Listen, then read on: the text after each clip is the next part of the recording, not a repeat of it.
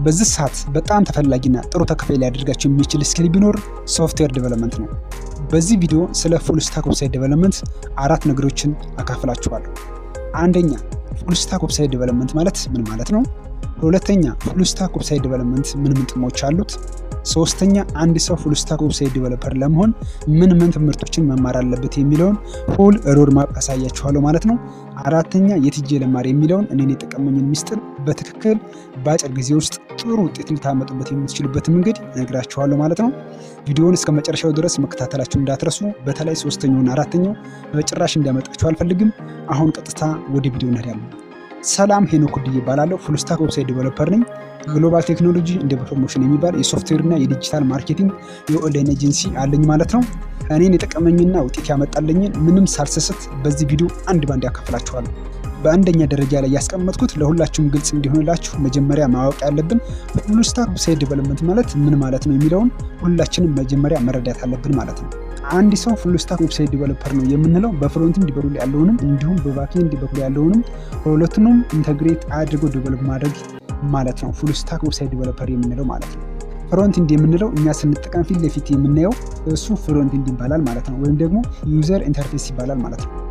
ሁለተኛ ባክ ኤንድ ነው። ባክ ኤንድ የምንለው ደግሞ ከኋላ ያለው ከጀርባ ያለው ለምሳሌ ዳታቤዙ፣ አልጎሪዝሙ እና ኔትወርኪንጉ እንዲሁም ሰርቨሩ ባክ ኤንድ እንለዋለን ማለት ነው። ስለዚህ ፉል ስታክ ዌብሳይት ዴቨሎፕመንት የምንለው ሁለቱንም በአንድ ላይ አድርጎ ዴቨሎፕ ማድረግ የሚችል ሰው እሱ ፉል ስታክ ዌብሳይት ዴቨሎፐር ይባላል ማለት ነው። ፉል ስታክ ዌብሳይት ዴቨሎፕመንት ማለት እንግዲህ ጠር ባለ አገላለጽ ይህን ይመስላል ማለት ነው።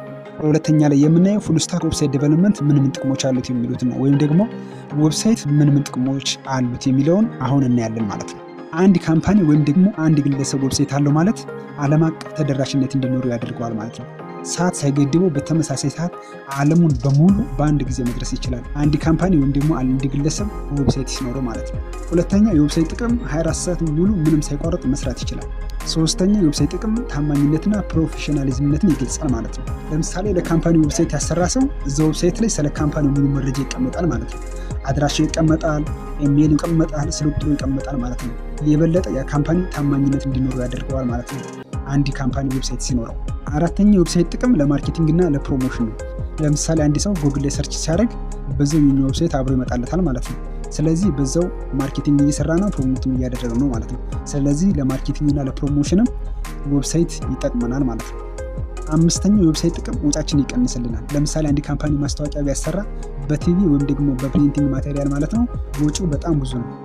ዌብሳይት ግን በቀላሉ አንድ ጊዜ ዴቨሎፕ ይደረጋል፣ ከዛ ሰርቨር ላይ ይጫናል። በቀላሉ ሰዎች 24 ሰዓት በሙሉ በስልካቸው ሰርች እያደረጉ የኛን ፕሮዳክት እና ሰርቪስ ማግኘት ይችላሉ ማለት ነው። ከዚህ አንጻር ዌብሳይት በጣም ጥቅም አለው ማለት ነው። ስድስተኛው የዌብሳይት ጥቅም ካስተመር ኢንጌጅመንት ነው። አንድ ዌብሳይት ኖረን ማለት በቀላሉ ፕሮሞት ማድረግ እንችላለን። ዌብሳይቱ ሪፖርት ዳሽቦርድ ይኖረዋል። ስለዚህ በቀላሉ የት ነው የኛን ፕሮዳክት እና ሰርቪስ በትክክል እየታየ ያለው፣ እነማን ናቸው እያዩት ያሉት የሚለውን ኢንዲቴል ሪፖርት ማግኘት እንችላለን ማለት ነው ከዌብሳይታችን።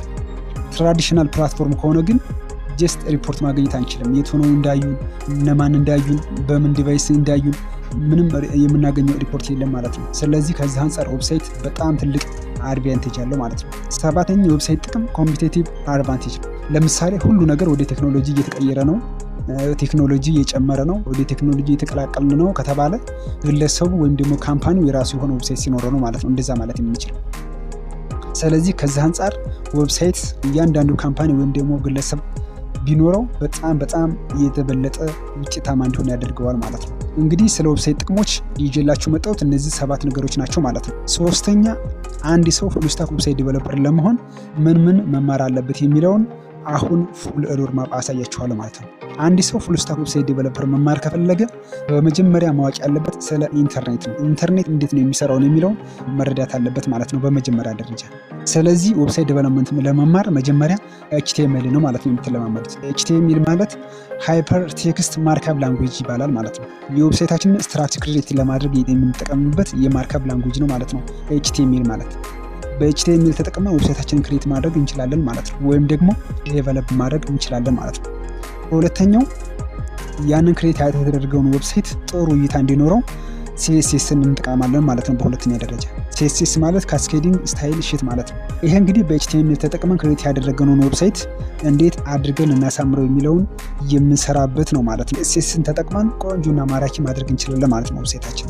ሶስተኛ ዌብሳይታችንን ከሰራን በኋላ የበለጠ ህይወት እንዲዘራ እና እንቅስቃሴ እንዲኖረው ጃቫስክሪፕት የሚባል የፕሮግራሚንግ ላንጉዌጅ አለ ማለት ነው። በባክኤንድ በኩልም በፍሮንት ኢንድ በኩልም የምንጠቀመው የፕሮግራሚንግ አይነት ነው ማለት ነው።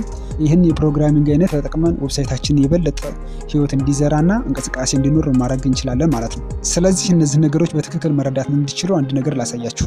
እዚህ ጋር እንደምትመለከቱት መጀመሪያ ላይ ያለው ኤችቲኤምኤል ነው። ኤችቲኤምኤልን ተጠቅመን ዌብሳይታችንን ስትራክቸሩን ክሬት አድርገናል ማለት ነው። ስለዚህ እነዚህን ሶስቱ ነገሮች ተጠቅመን ኤችቲኤምኤል፣ ሲኤስኤስ እና ጃቫስክሪፕትን ተጠቅመን ዌብሳይታችንን ሙሉ እንዲሆንና የበለጠ ቆንጆና ማራኪ እንዲሆን ማድረግ እንችላለን ማለት ነው። ኦኬ እንግዲህ ውድ ተመልካቾች እዚህ ድረስ ከመጣችሁ ኤችቲኤምኤል፣ ሲኤስኤስ እና ጃቫስክሪፕትን ከሰራችሁ የሆነ ያክል ፍሮንት ኢንድን ጨርሳችኋል ማለት ነው። ስለዚህ አሁን ላይ ብዙም ባክኤንድ የማያስፈልጋችሁ በፍሮንት ኢንድ ብቻ የሚሰሩ ዌብሳይቶች አሉ ማለት ነው። ስለዚህ እዚህ ድረስ ከመጣችሁ ባክኤንድ የማያስፈልጋችሁን ዌብሳይቶች እናንተ ብቻችሁን ዴቨሎፕ ማድረግ ትችላላችሁ ማለት ነው። እነዚህን ከጨረሳችሁ በኋላ ቀጥታ የምትሄዱት ወደ ባክኤንድ ዴቨሎፕመንት ነው ማለት ነው። ባክኤንድ ዴቨሎፕመንት ላይ በጣም የተለመዱ በጣም ብዙ ፕሮግራሚንግ ላንጉዌጆች አሉ። ከነዚህም ውስጥ አንዱን መርጣችሁ መማር ትችላላችሁ ማለት ነው። አሁን ላይ በጣም የተለመዱ ተብሎ የሚታሰቡት አንደኛ ኖድ.js ነው፣ ሁለተኛ ፓይተን፣ ሶስተኛ ጃቫ፣ አራተኛ ሩቢ፣ አምስተኛ PHP ናቸው ማለት ነው። እነዚህ እንግዲህ አምስቱ ፕሮግራሚንግ ላንጉዌጅ በጣም አሁን ላይ የተለመዱ ተብሎ የሚታሰቡት ናቸው ማለት ነው። ከነዚህ ውስጥ እንግዲህ አንዱን መርጣችሁ መማር ትችላላችሁ ማለት ነው። ውድ ተመልካቾች ኦኬ እንግዲህ ውድ ተመልካቾች ፕሮግራሚንግ ላንጉዌጅን ከተማራችሁ በኋላ ወደ ዳታቤዝ ብትሄዱ በጣም አሪፍ ነው ማለት ነው። ዳታቤዝ ማለት በፍሮንት ኢንድ እና በባክኤንድ በኩል ያለውን ሁለቱንም ዳታዎች በአንድ ላይ የምናስቀምጥበት ዳታቤዝ ይባላል ማለት ነው። በአጭሩ ዳታቤዝ ማለት ዳታ የምናከማችበት ማለት ነው። እንደ ጀማሪ ዳታቤዝ ላይ ቀለል አድርጋችሁ ልትሰሩበት የምትችሉት ኤስኪዩኤል ዳታቤዝ ነው። ኤስኪዩኤል ዳታቤዝን ራን ልናደርግባቸው የምንችልባቸው በጣም ብዙ መንገዶች አሉ። የተለመደውና በጣም ብዙ ሰው የሚፈልገው ማይኤስኪዩኤል ዳታቤዝ ነው። ስለዚህ ማይኤስኪዩኤልን ዳታቤዝ እንድትማሩ እኔ ሪኮመንድ አደርጋለሁኝ። እሱን ብትማሩ በጣም አሪፍ ነው ማለት ነው። ኦኬ እንግዲህ ውድ ተመልካቾች ፉል ስታክ ዌብሳይት ዴቨሎፐር ለመሆን ሮድ ማፓችን ይህን ይመስላል ማለት ነው። ፍሮንት ኢንድ ላይ መጀመሪያ ኤችቲኤምኤልን ትማራላችሁ፣ ከዛ በኋላ ሲኤስኤስን ትማራላችሁ፣ ከዛ ጃቫስክሪፕትን ትማራላችሁ ማለት ነው። እነዚህን ሁሉንም ጠቅላላ አድርጎ የሚይዝላችሁ ደግሞ ፍሮንት ኢንድ ፍሬምወርክ የሚባል ነገር አለ ማለት ነው። አሁን ላይ በጣም ብዙ ሰዎች የሚፈልጉትና በጣም ብዙ ክላይንቶችም ይህን ነገር እንዲታወቁ ስለሚጠይቃችሁ ከነዚህ ውስጥም አንዱን መርጣችሁ መማር ትችላላችሁ። እኔ ሪኮመንድ ማድረጋችሁ እንዲትማሩ በጣም ተፈላጊ ሆነው እኛም ደግሞ የምንጠቀምበት ሪያክት ጄኤስ ነው ማለት ነው። ሪያክት ጄኤስ እንድትማሩ ሪኮመንድ አድርጋችኋለሁ ማለት ነው። ሪያክትን ተማሩ። ከዛ በኋላ ባክኤንድ ላይ ደግሞ ኖድ.jsን ትማራላችሁ ማለት ነው። ዳታቤዝ ላይ ደግሞ ማይኤስኪዩኤልን ትማራላችሁ ማለት ነው። ስለዚህ እነዚህን ሙሉ በሙሉ በትክክል ተማራችሁ እናንተ ፉል ስታክ ዌብሳይት ዴቨሎፐር መሆን ትችላላችሁ ማለት ነው። ውድ ተመልካቾቼ እንግዲህ ውድ ተመልካቾቼ እነዚህን የሰጠኋችሁን አንድም ሳታስቀሩ አንድ ባንድ በትክክል ሁሉንም እየገባችሁ ከተማራችሁ እናንተ ፉል ስታክ ዌብሳይት ዴቨሎፐር መሆን ትችላላችሁ ማለት ነው። አራተኛ ላይ እንግዲህ የምናየው ታዲያ እነዚህን ትምህርቶች የት ሄጄ ልማር የሚለውን ነው ትልቁ ጥያቄ። 5 አይነት መማር የምትችልባቸው መንገዶች አሉ። አንደኛ ኢንተርንሺፕ ነው። የቴክኖሎጂ ወይም ደግሞ የሶፍትዌር ካምፓኒዎች ላይ በመግባት ኢንተርንሺፕ መማር ትችላላችሁ ማለት ነው። ሁለተኛ ኮርስ ነው። የሚዘጋጁ ኮርሶች አሉ፣ እነሱን ከፍላችሁ መማር ትችላላችሁ ማለት ነው። ሶስተኛ ቡትካምፕ ነው። የሚዘጋጁ ቡትካምፖች አሉ፣ እነሱንም ከፍላችሁ መማር ትችላላችሁ ማለት ነው። አራተኛ ዲግሪ ነው። ሶፍትዌር ኢንጂነሪንግ መማር ትችላላችሁ ማለት ነው። ሶፍትዌር ኢንጂነሪንግ ተማራችሁ ፉል ስታክ ዌብሳይት ዴቨሎፐር መሆን ትችላላችሁ ማለት ነው። አምስተኛና የመጨረሻው እና እኔም በጣም የምወደው እናንተም እንድትማሩ ሪኮመንድ የማደርጋችሁ ሰልፍ ለርን ነው፣ ወይም ደግሞ በራሳችሁ መማር። በራሳችሁ መማር ማለት ምን ማለት ነው? እኔ በሰጣችሁ ስቴፕ በመሰረት ዩቱብ ላይ መማር ትችላላችሁ። ለምሳሌ ኤችቲኤምኤል ብላችሁ ሰርች ብታደርጉ ስለ ኤችቲኤምኤል የተሰራ ፉል ኮርስ ማግኘት ትችላላችሁ ማለት ነው። ሲኤስኤስን ብላችሁ ሰርች ብታደርጉ ስለ ሲኤስኤስ ፉል ኮርስ ማግኘት ትችላላችሁ። ጃቫስክሪፕት እንደዛ ሁሉንም ነገሮች ዩቱብ ላይ ፉል ኮርስ ታገኛላችሁ ማለት ነው። እነዚህ ከተሰሩት ፉል ኮርስ መካከል በጣም ብዙ ቪዲዮ ያለውንና በጣም ብዙ ላይክ ያለውን እና ሰውየው ሲያስተምር ለእናንተ ግልጽ የሚሆንላችሁን ሰው መርጣችሁ ዩቱብ ላይ ራሳችሁን ብታስተምሩ በአጭር ጊዜ የሙሉ ባለቤት መሆን ትችላላችሁ ማለት ነው። እኔ ይህን ነገር ቀድሜ ባውቀው ኑሮ እኔ በጣም ብዙ ብሮችን አውጥቼ ነው የተማርኩት። እኔ ፉል ስታክ ዌብሳይት ዴቨሎፐር ለመሆን በጣም ብዙ ብሮችን በጣም ብዙ ጉልበቶችን ጨርሼ ነው ማለት ነው የተማርኩት ማለት ነው። ስለዚህ እኔ ግን ይህን ቀድሜ ባውቅ ኑሮ በቀላሉ ዩቱብ ላይ ሰርች አድርጌ መማር ይችል ነበር ማለት ነው። እናንተ ግን አሁን ይህንን ቪዲዮ አይታችኋል። ሰምታችኋል። የኔ የምለውን ሰምታችኋል። ምንም ብር ሳታወጡ ምንም ወጪ ሳታወጡ በቀላሉ ዩቲዩብ ላይ ሰርች አድርጋችሁ መማር ትችላላችሁ ማለት ነው። ስለዚህ ሁሉም ነገር ዩቲዩብ ላይ ያለ፣ ከፍላችሁ መማር አይጠበቅባችሁም ማለት ነው።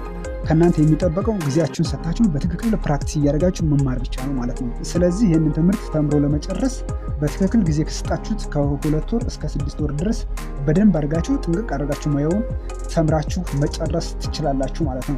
ውድ ተመልካቾች እንግዲህ ከዚህ በኋላ በዲቴል እያንዳንዱ ቪዲዮ እየሰራሁላችሁ ስለምመጣ የዛሬው ቪዲዮ በጣም እንዳይረዝምብን እዚህ ጋር ይበቃን። ዛሬ እንግዲህ ይዤላችሁ የመጣሁት ስለ ፉል ስታክ ዲቨሎፕመንት ይህን ይመስል ነበረ። ውድ ተመልካቾች ከቪዲዮ እንደተጠቀማችሁበትና እንደተማራችሁበት እርግጠኛ ነኝ። በቀጣይ በሌላ ቪዲዮ እንግዲህ ተመልሼ እመጣለሁ። እስከዛው ድረስ በሰጧችሁ ስቴፕ መሰረት ፕራክቲስ እያደረጋችሁ ጠብቁኝ። በቀጣይ በሌላ ቪዲዮ እስከምንገናኝ ድረስ መልካም ጊዜ